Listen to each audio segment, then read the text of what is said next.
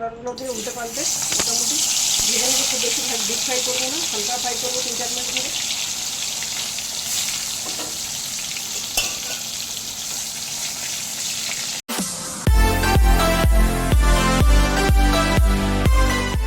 বন্ধুরা, আজকে মজার রান্নার রেসিপি আপনাদের সাথে শেয়ার করবো। আজকে আমি করলা রান্নার রেসিপি শেয়ার করবো। করলা আমাদের স্বাস্থ্যের পক্ষে খুব উপযোগী, কিন্তু এটা তেতো বলে অনেকে খেতে অপছন্দ করেন।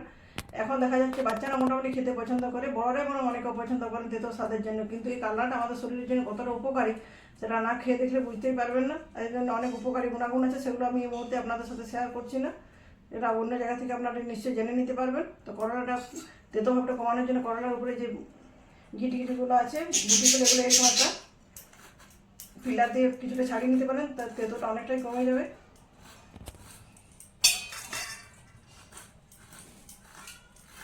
করলার উপরের গুটিগুলো অনেকটাই ফেলে দিচ্ছি, যেন তেতোটা কমে যাবে। করলাটাকে কেটে নিচ্ছি, করলাটা এভাবে গোটাই থাকছে, আপনি দু টুকরো করতে পারেন।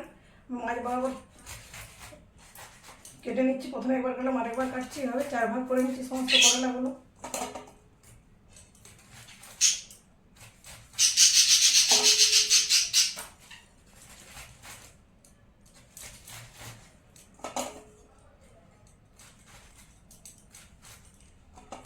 বন্ধুরা, করলাটা কীভাবে কেটে নিচ্ছি দেখা যাচ্ছে। পুরো করলাটা কেটে 4 ভাগ করেছি, কিন্তু এখানে গোটা জায়গাটা আটকে আছে, একসাথে আছে। এগুলো খুব ভালো মতো করে লবণ হলুদ মাখিয়ে সরষের তেলে ভেজে নেবো। তার জন্য তেলটা আগে থেকে বসিয়েছি। যে মশলা ব্যবহার করবো তার মধ্যে এখানে দিচ্ছি 4টে পেঁয়াজ। করলাটা খুব তেতো, পেঁয়াজের মধ্যে অনেক একটু মিষ্টি ভাব থাকে, যে পেঁয়াজটা একটু বেশি পরিমাণে দিলে তেতো ভাবটা আরও কমে যাবে। আর দিচ্ছি 10-12 কোয়া এরকম রসুন, 2টো কাঁচা পাকা লঙ্কা, আর দিচ্ছি 1 ইঞ্চির মতো আদা। এগুলো খুব ভালো মতো মিহি পেস্ট বানিয়ে নেবো। আর এই রান্নায় অন্যান্য যে উপকরণগুলো ব্যবহার করবো সেগুলো অবশ্যই ভিডিওর মাধ্যমে আপনারা দেখতে পাবেন। করলাগুলো লবণ হলুদ মাখিয়ে নিচ্ছি। কড়াইতে তেল গরম হয়েছে, গরম তেলে করলাগুলো দিয়ে উল্টে পাল্টে মোটামুটি ভেজে নিতে, খুব বেশি ডিপ ফ্রাই করবো না, হালকা ফ্রাই করবো 3-4 মিনিট ধরে।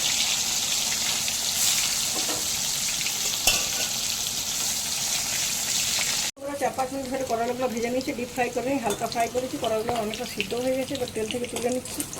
তুলে নেওয়ার পর ওই তেলের মধ্যে দিয়ে দিচ্ছি 5 ফোড়ন।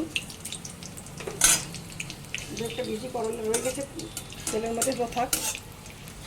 5 ফোড়নটা খুব ভালো মতো ভাজা হয়ে গেছে। ভাজা হয়ে গেলে এখানে দিয়ে দেবো মশলার মধ্যে জিরে গুঁড়ো, ধনে গুঁড়ো, লাল লঙ্কার গুঁড়ো, হলুদ গুঁড়ো, আর এখানে কিছুটা চাট মশলা দিয়েছি, সবটা এখানে অ্যাড করে দিলাম।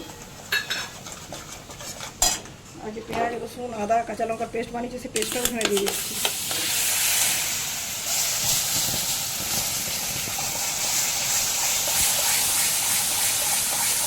মশলাটা খুব ভালো মতো কষানো হয়ে গেছে, মশলা থেকে তেল ছেড়ে দিয়েছি। এই পর্যায়ে অ্যাড করে দিচ্ছি টমেটো কেচাপ। এটা না থাকলে আপনি টমেটো পেস্ট করেও দিতে পারেন। আর দিচ্ছি কিছুটা লবণ আর চিনি স্বাদের ব্যালেন্সের জন্য। মশলাটা খুব ভালো মতো কষানো আছে, তো আগে থেকে ছিল। টমেটো কেচাপটা দিয়ে খুব বেশি কষানোর প্রয়োজন নেই। দিয়ে দিচ্ছি 1/2 গ্লাসের মতো জল।